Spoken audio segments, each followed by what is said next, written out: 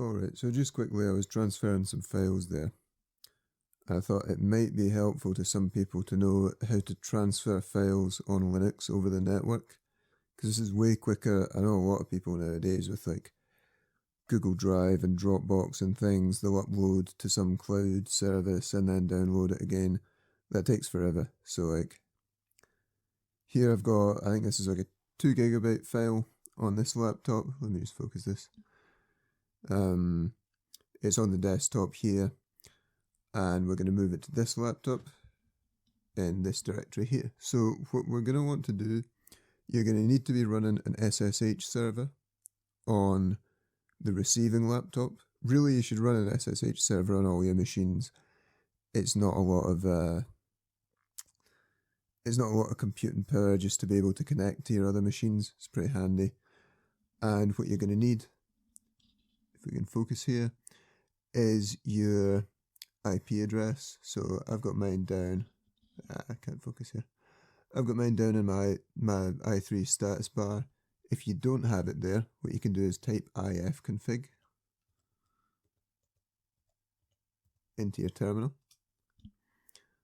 And this one here, the inet address, will give you your IP address. So that's your internal IP address, not the one that's public to the internet, just the one on your local network.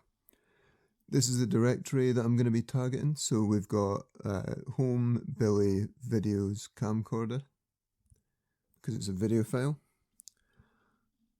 And yeah, so what you're going to want to do on your local machine, if you're copying files, you'll be familiar with the cp command.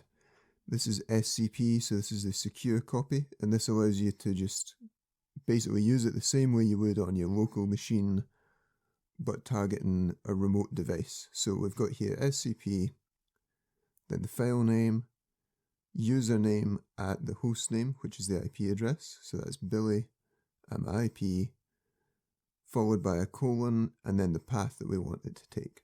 So let's just hit enter on that.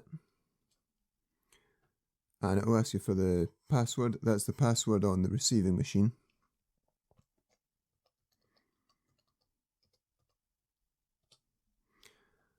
And then you'll get a status, and it'll tell you how far it's gone through. It's going pretty quickly.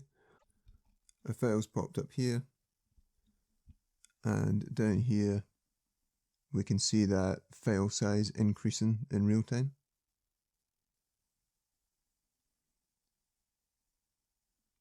And yeah, that's just a much quicker way to transfer your files over the network rather than going through some external website just to save you a bit of time.